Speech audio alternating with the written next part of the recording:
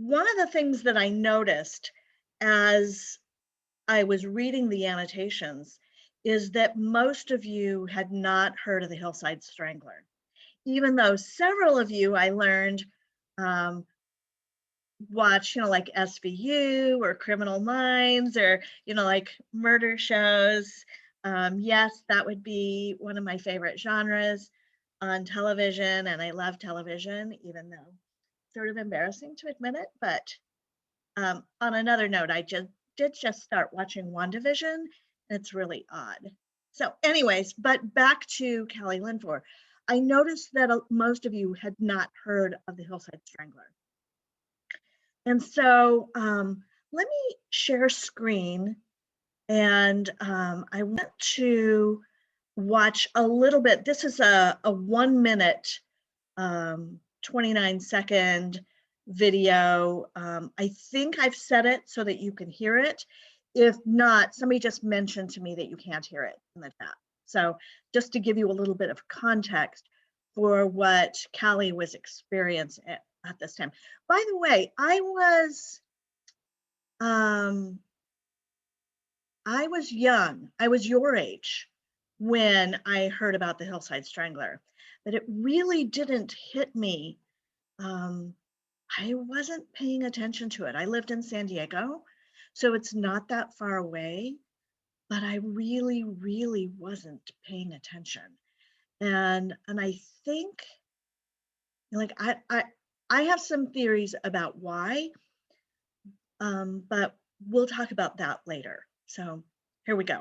In the 70s, there was a certain kind of killer who had the skill to get away with murder long enough to assemble a body count where they would be classified as a serial killer. In Los Angeles, a killer the police are calling the Hillside Strangler has murdered 10 young women and left their bodies on the hillsides along the highways. Today, the police found another, number 11, they think. Two young paper boys discovered what appeared to be the latest victim. The body had been dumped 15 feet down an embankment in a residential neighborhood. The victim was a woman, about 20 years old, and the body was nude. The series of murders has had a chilling effect upon the people of the city. In Los Angeles, more women than ever before are learning how to defend themselves. Susan Ball skipped night school for a week. She says she can't sleep because of the murders. I guess I just want to learn how to maybe give myself a few seconds so I can live. There have been enough bodies found over a wide enough area to strongly suggest more than one killer, but police say they really don't know. Today, the Los Angeles police say they have a suspect, a man in jail in another state.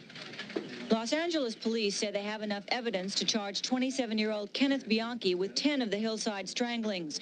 Police focused on Bianchi only after he was arrested last January for the murder of 2 college students in Washington state. What the police did not know was that there is not one strangler, but 2.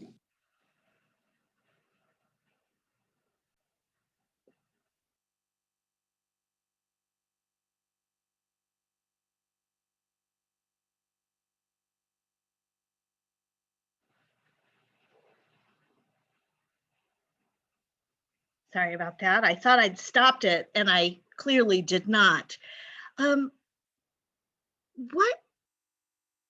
like as you watch that, tie that together with, because this is sort of the context in which Cali experienced the Hillside Strangler. Tell me how that triggers things, like you've already read the text. What were you thinking of in the context of having read her story?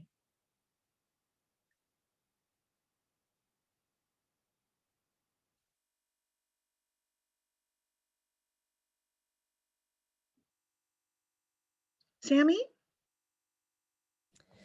I mean, watching that video, so I never heard of the Hillside Strangler before reading this. And so watching that video, I think it was like the perspective that she was watching it and what she wrote about, which I thought was kind of interesting.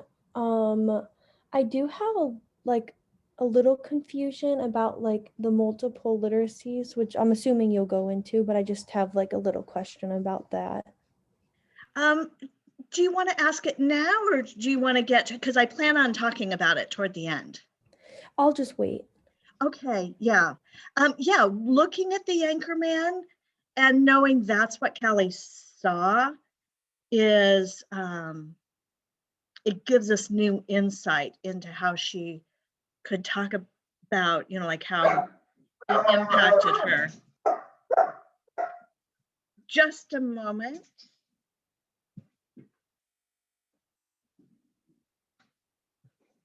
Sorry, my son just got home a few hours early from school. There are 7 people in my family, including son-in-laws, and 4 of us work for schools. So there you go. Yeah, it gives us impact into that concept. There was the helicopter shot, and you can see the body on the hillside. And again, it gives you insight into that first paragraph. And yeah, super, super disturbing. Let me switch to the oh dear. My apologies. In order to shut that video off, I had to eliminate my slide deck, and but it can come back. Possibly. Dang.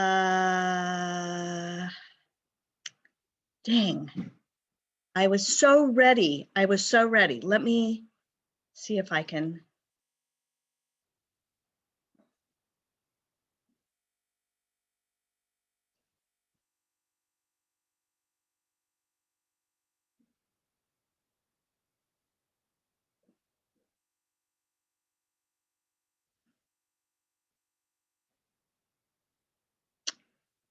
There we go.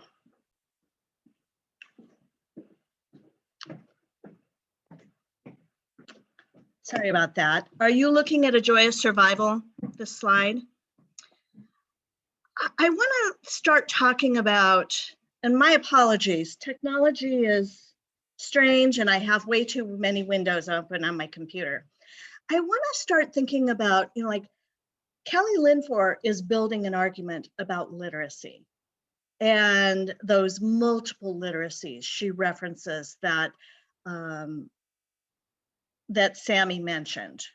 So I want you to start thinking about what the argument is, who her primary audience is, and what their assumptions are, what they believe about literacy and about education and about students, because I think that's really important, because Cali needs to construct an argument to persuade them of her point of view. And so the argument isn't the thing that they already believe, but there are things they already believe. And that allows us, if we understand those things, we can think about what Cali's doing to attempt to persuade that audience to embrace all the literacies that students bring into the classroom. So she's obviously assuming that they don't embrace them or respect them or teach them in context. And promise we will get to that, Sammy. Where are we headed?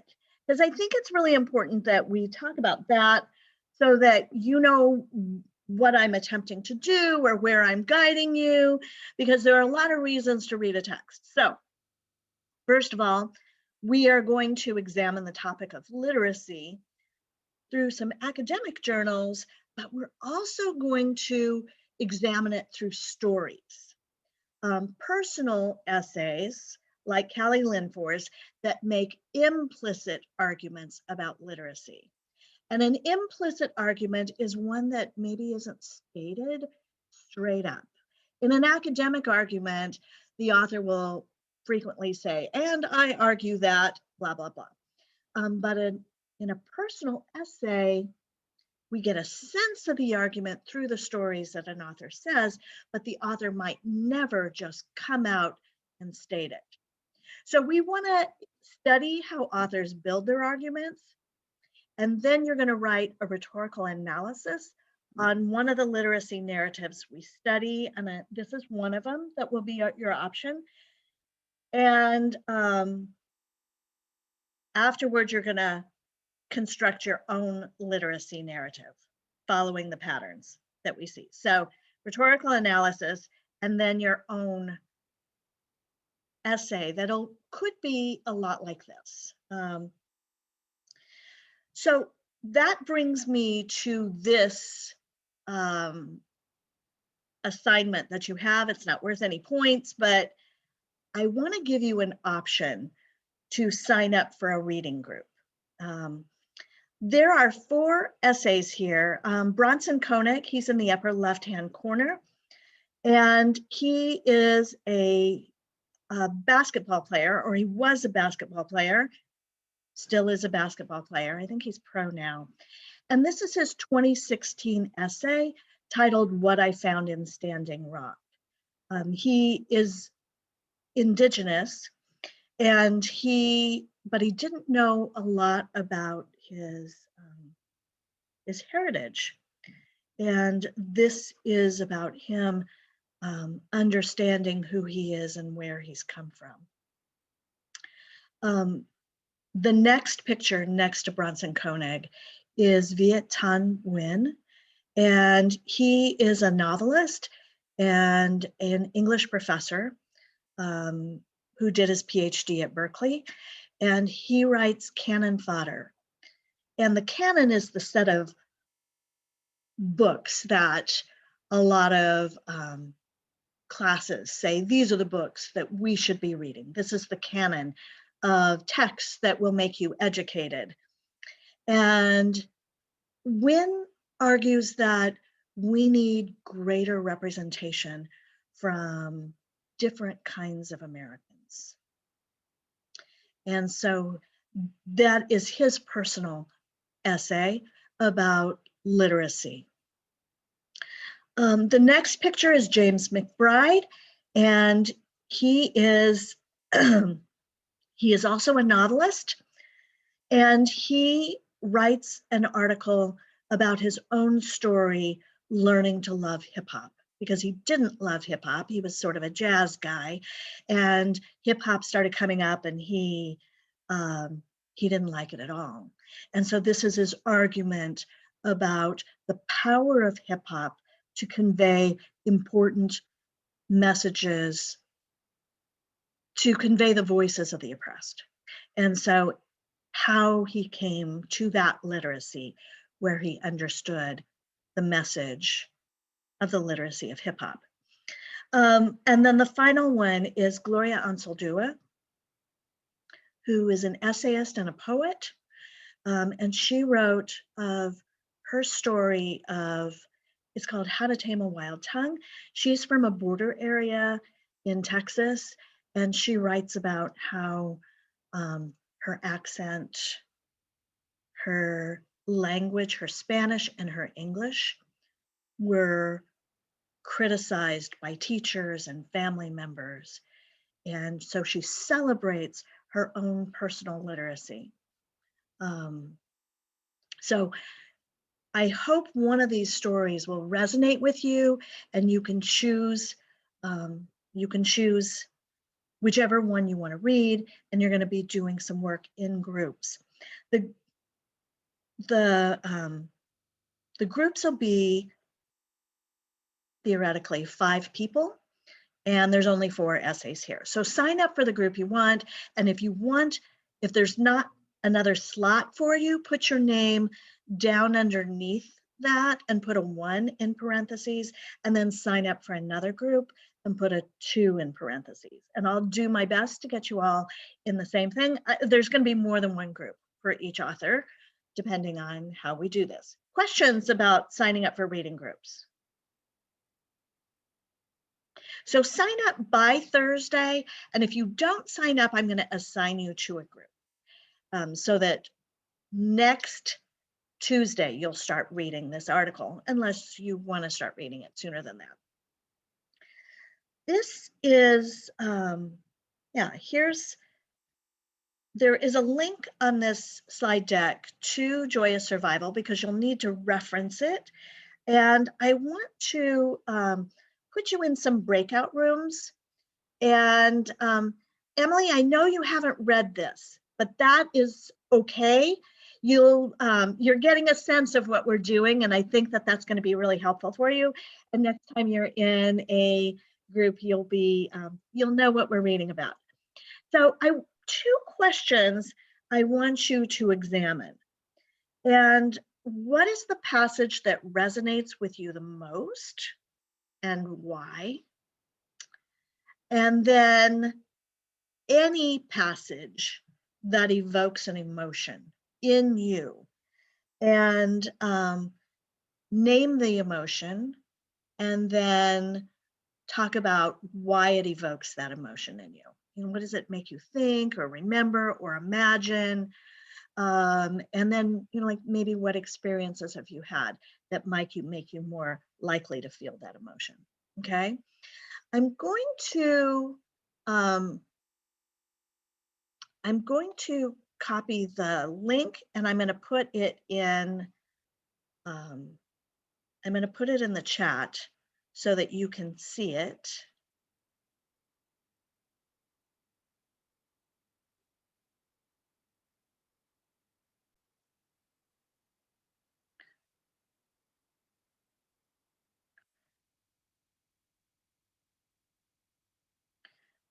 So here is the chat for the slide deck, just so you have the questions.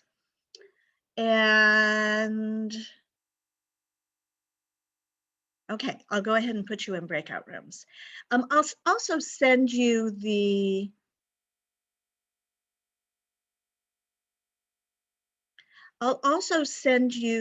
link to Cali Linfor's article so that you can have access to that too. Okay, there you go.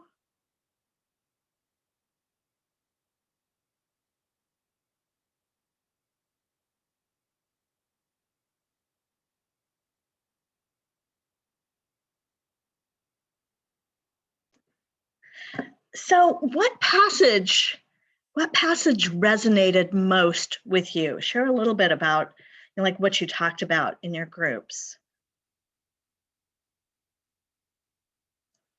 For me, I said it was on the bottom of page 2. Oh, well, I said this one kind of evoked more of an emotion, but I guess it could resonate with me too. But it's when it says, she cried out loud as a drum, she beat her voice against the night.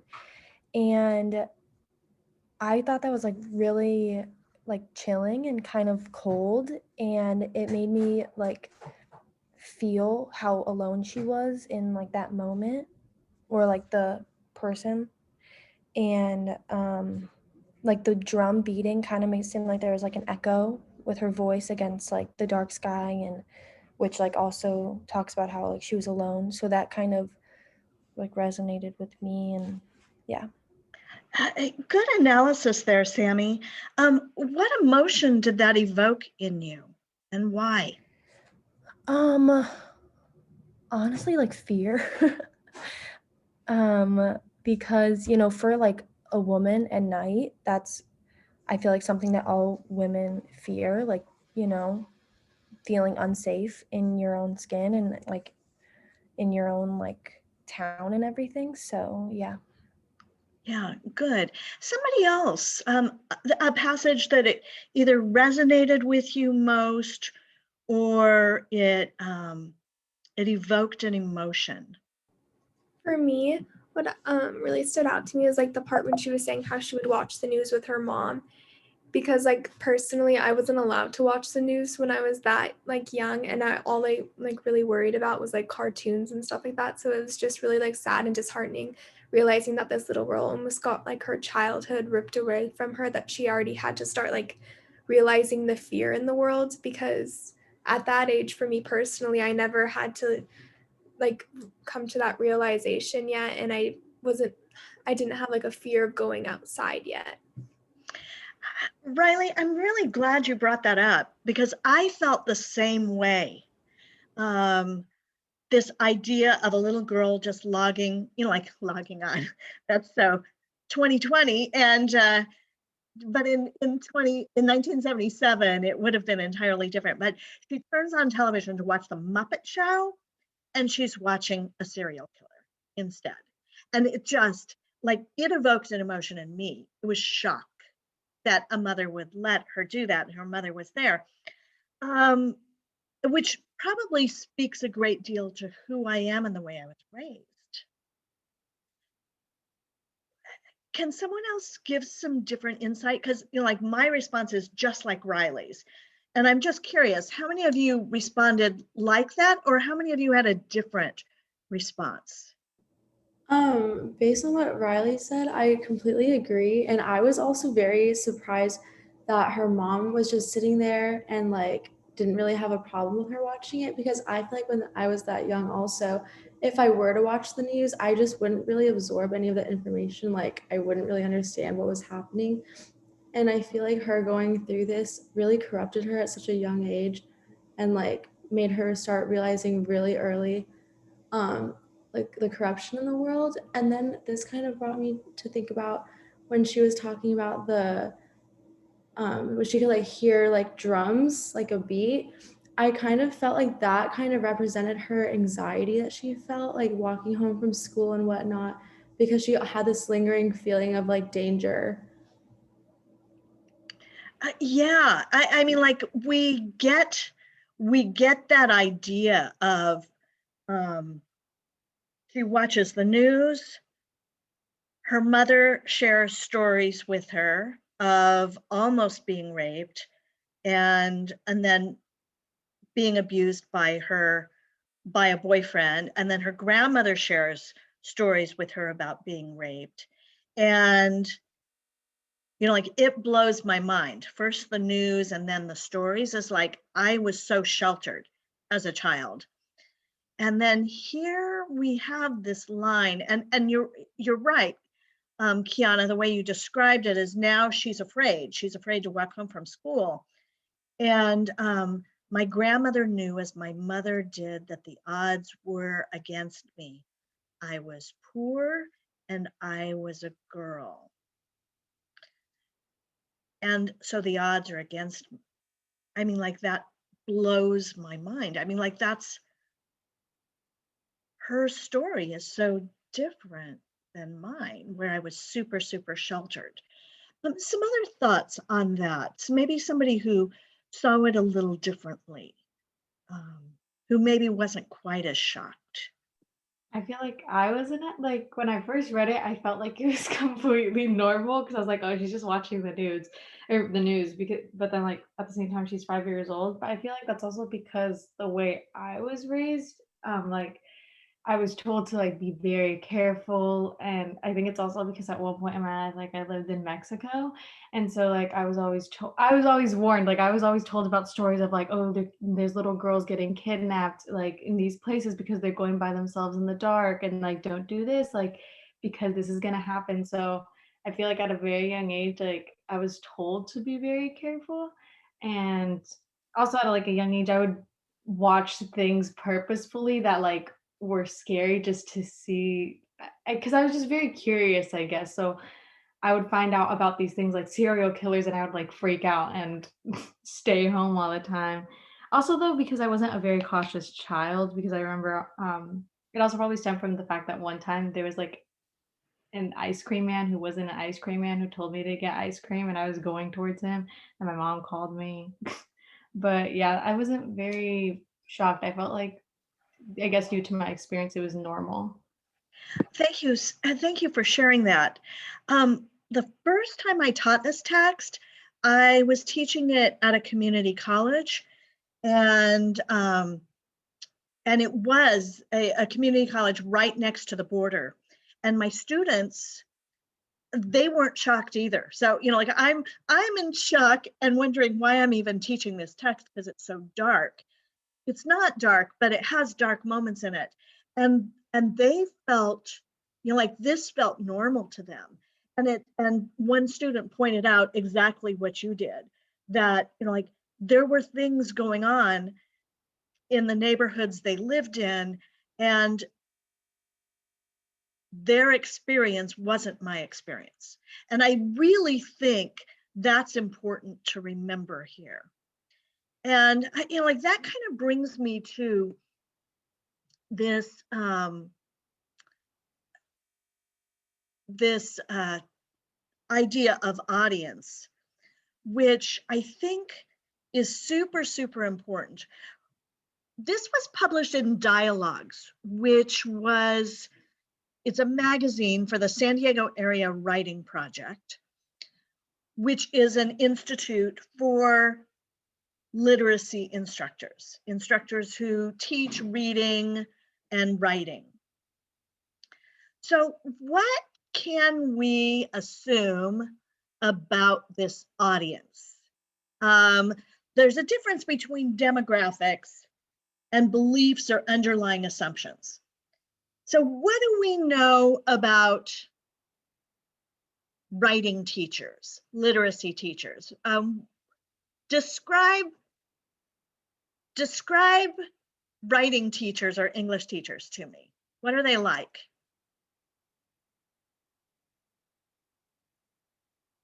Who are they?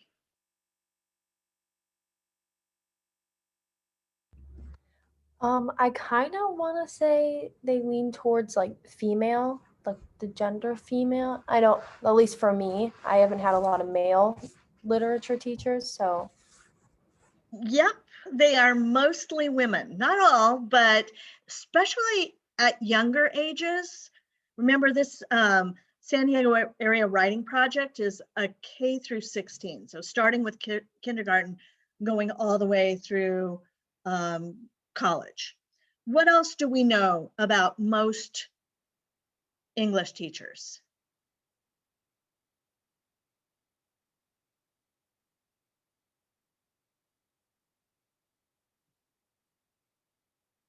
They're experienced in literature. Experienced in literature? Okay, so they really like it too.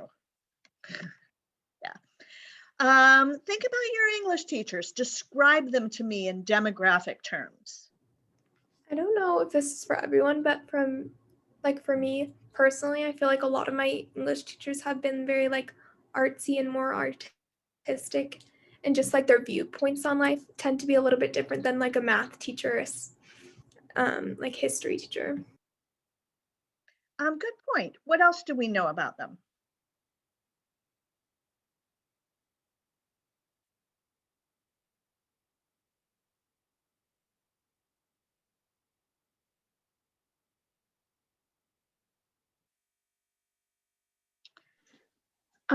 I feel like most English teachers are kind of like diverse, and there's not usually one type of ethnicity teaching the subject. I would like to believe that. My experience, I mean, like think about the RWS department. We're a pretty large department and most of us are white. How many English teachers did you have in junior high and high school that were not white or female? Because you took English almost every year. How many? Okay, well, majority of them were white, but then I just feel like it's because of the area that I'm living in. Does that make sense? Or does it depend? It could be. Remember I told you I teach along the border in Chula Vista.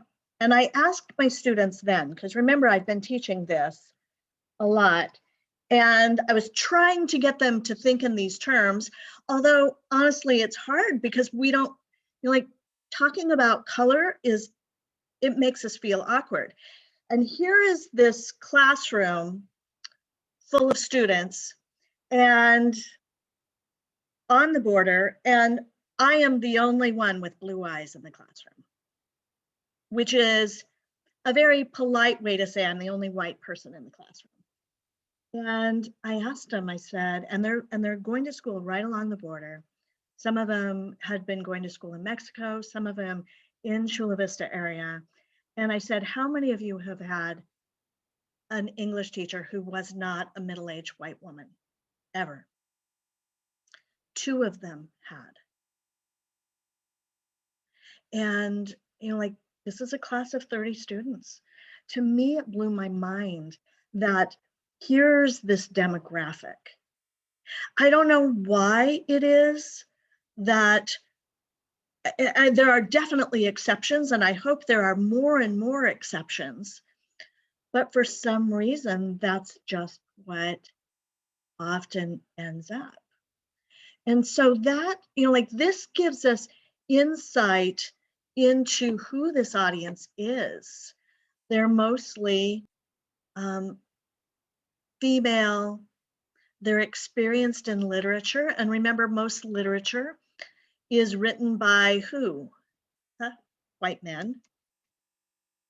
And they really like it. They're educated, they're artistic, and they're mostly white. And so what are their experiences? What do they believe about topics like literacy or reading or writing? What do they value? Think about the things that I forget. Like, I can't see your names when we have this sort of screen going on. But somebody said they're artsy, which I apparently am having a hard time spelling. So they're creative, not like math teachers. What else do we know? They value literature, established literature. I think they might be more open-minded to, I want to say, like, more like liberal ideas I think, if that makes sense. Yeah, I actually, it does make sense. It does make sense to me. But being open to those ideas doesn't necessarily mean that they've thought of them, because sometimes we don't know what we don't know. Remember I talked about how I was sheltered? Remember, when she's writing this is 2002. Most of those English teachers, white women, middle-aged white women, would have been raised probably a lot like I was. And so they're sheltered. What do they value about things like reading and writing? What are some of their beliefs about literacy, reading and writing? I think because most literature teachers are middle-aged white people, I feel like reading and writing is more like common for if they were from a different race or like a different like if they're from somewhere else, because a lot of times some people like being able to read and write is kind of a privilege and stuff, but for us it's more common. Yeah, and you see how I wrote that, and it's standard English. Like, seriously, this is the way we spoke at the dinner table in my household. I didn't even know slang until, well, shoot, I really don't know a lot of slang anyways. They're sheltered, which means their experience would have been not exposed to violent crimes. They might also be middle class, whatever that is. And I think that it's really important that we know, like, who they are. Because remember, Kelly's trying to persuade them about something that she's trying to persuade them to reconsider literacy, to think about it in new ways. There's so many things I want to talk about, like what makes her seem trustworthy. I know one of you in your annotations talked about how she uses the word I. I was 5 years old. And she's so honest and vulnerable with us. Like that I makes her seem good, like she's super honest. So many things I want to talk about, but I do want to just close with these ideas, like, what is literacy? Why is literacy survival? And what is her argument? And what does she assume that instructors do in their classes? Let me click on this. This is a glossary, and you're going to be working in groups to create a collaborative glossary that's going to deal with all kinds of ideas related to literacy. And you're going to be collecting definitions for them. And I've gathered one already, and this is from UNESCO, which is part of the United Nations. And the definition that UNESCO uses is that literacy is the ability to identify, understand, interpret, create, communicate, and compute using printed and written materials associated with varying contexts. And it could be also be expanded to different modalities, because not everything is printed or written. But it's that ability to identify, understand, interpret, create, and communicate primarily. And so think of all the ways that Cali introduces things that communicated with her, ways she made meaning, she identified meaning, that she shared her ideas with others, that others communicated with her. All the storytellers, from her mother, her grandmother, her teacher, the librarian, the Muppets, the Anchorman. I mean, they're all doing these things. They're all communicating. And so she's exposed to all of these literacies. And it's a complicated thing, because we think of literacy as reading and writing done in the context of school. And Cali illustrates how literacy isn't only gained in the context of school, but is gained outside of that. And it's 11:49.